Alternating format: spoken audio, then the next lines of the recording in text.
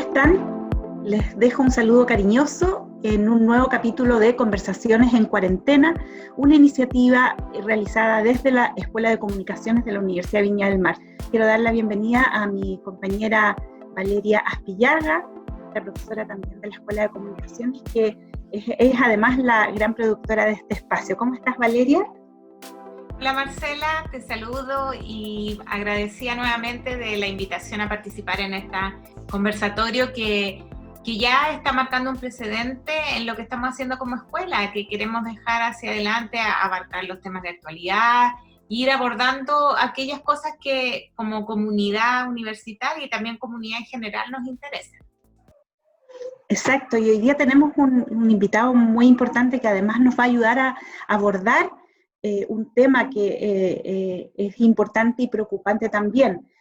Vamos a dar la bienvenida a Alejandro Maureira. Él es economista y también con experiencia en docencia en educación superior. Bienvenido, Alejandro. Gracias por estar con nosotros en este espacio. Gracias a ustedes por la invitación. Hola Alejandro, bienvenido. Sí, además habitualmente columnista de textos económicos para el Mercurio de Valparaíso y también para La Tercera. Tienes ahí alguna cercanía también con la producción periodística. Y con sí, mucha experiencia en lo que es innovación, emprendimiento empresarial. Él ahí ha marcado como una línea súper importante a nivel regional y nacional también. Alejandro, el IMASEC del mes de mayo fue fue el más bajo, el registro más bajo desde que se creó este indicador. ¿Cómo ves tú el tema de la economía en el país a partir de lo que está ocurriendo hoy por la pandemia? Mira, con respecto al tema económico, tenemos que pensar lo siguiente. Primero que nada, que esto no ha sucedido nunca en la historia.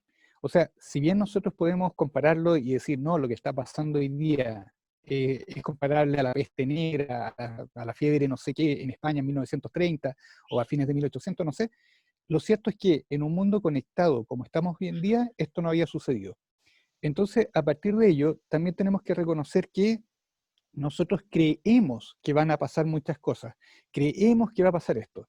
A partir de ello, digamos aquí viene como cierto optimismo que tengo con respecto a la economía, es que suelo escuchar, por ejemplo, en la prensa cuando hablan de que se han destruido 40.000 empleos, y uno dice, no se han destruido.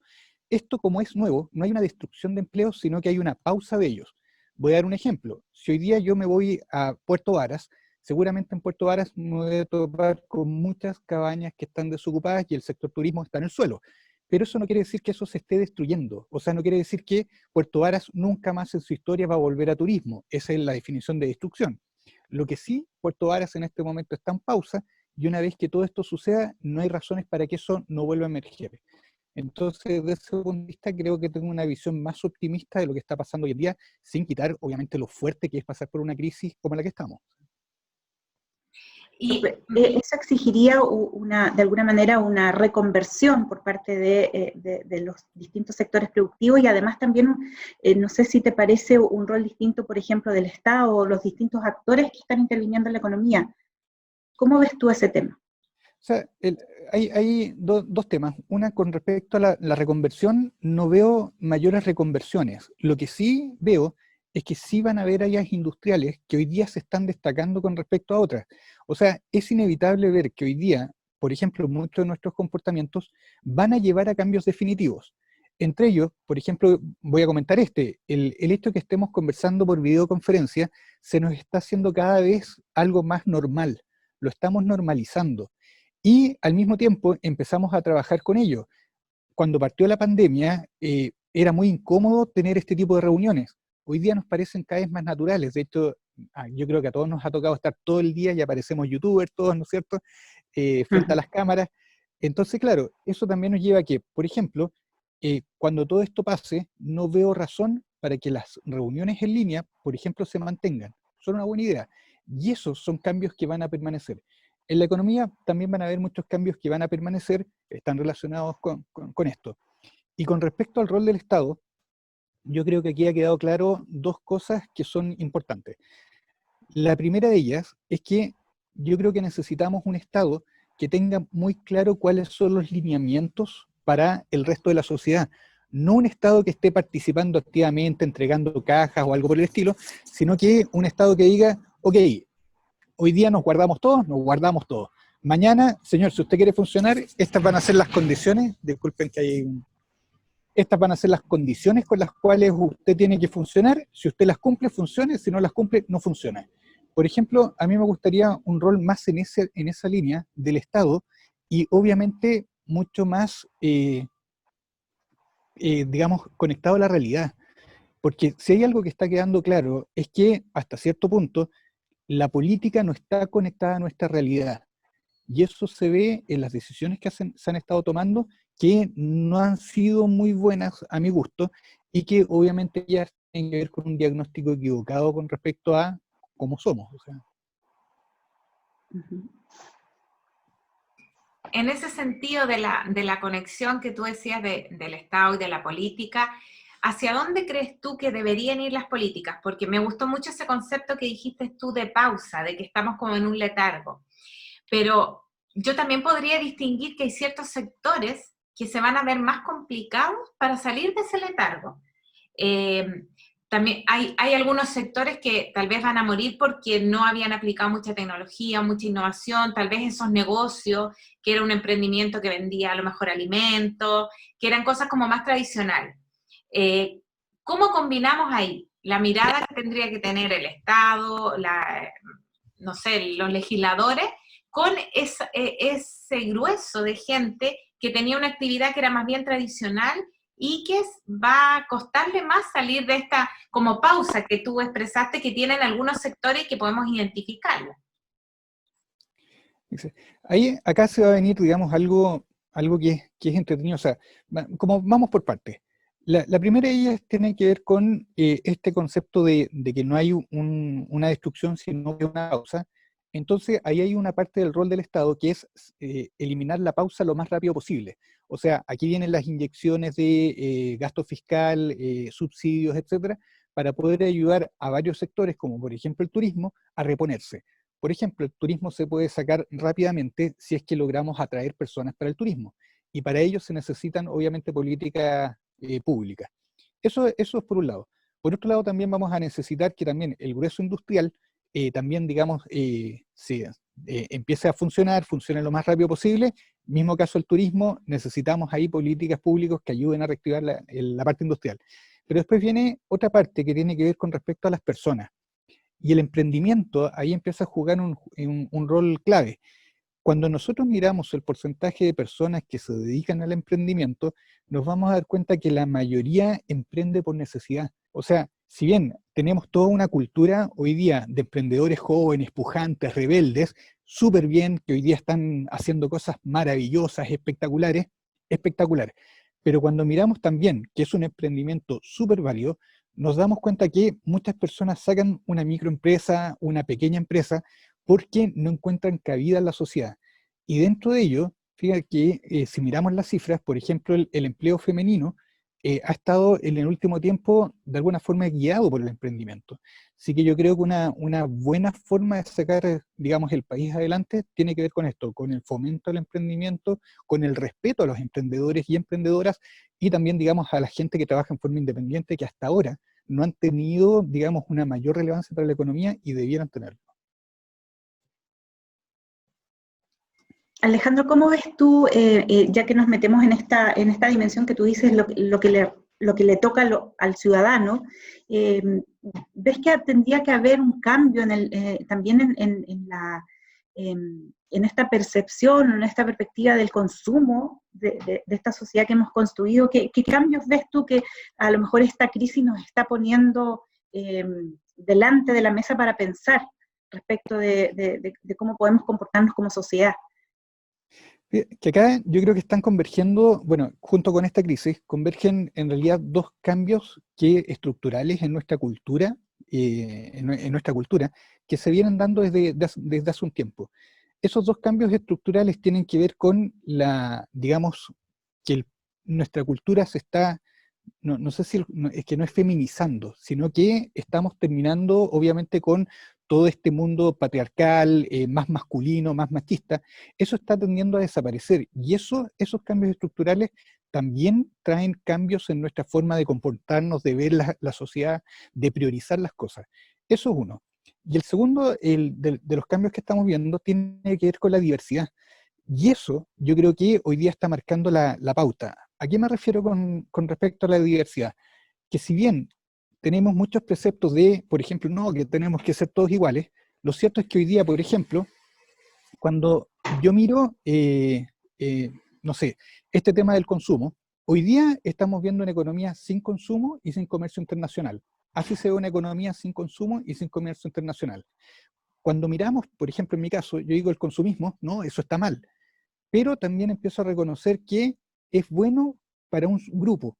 O sea, no para toda la sociedad como un concepto social, no, que tenemos que crecer en base al consumo, no, tenemos que crecer con responsabilidad en varias áreas, y ahí empezamos a abrazar la diversidad. Hace bien que hayan personas que vivan en base al consumo, no toda una sociedad, porque ese puñado de personas que viven en base al consumo generan empleo en retail, etcétera, etcétera. Bien, una sociedad consumista, eso está mal. Y yo creo que de alguna forma nos estamos abriendo a eso, o estamos debatiendo ¿Pero las qué otras diferencias áreas, entre por sociedades. ejemplo? Exacto.